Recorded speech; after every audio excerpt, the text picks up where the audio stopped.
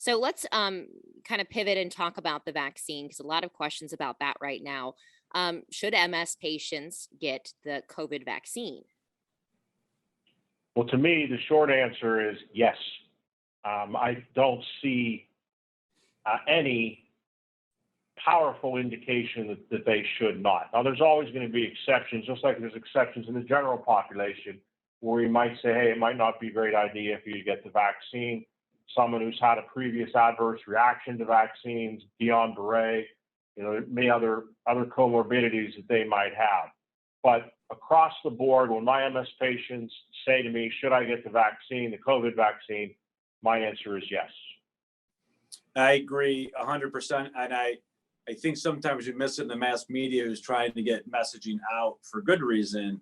Let's never forget and remind patients, make that decision with you and your physician, with Dr. Pugar or your equivalent Dr. Pugar in the office.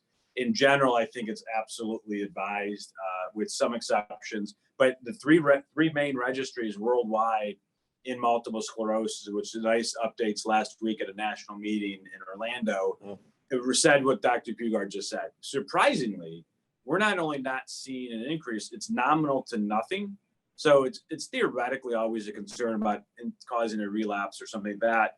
But that's more old school when we used to have what was called live vaccinations.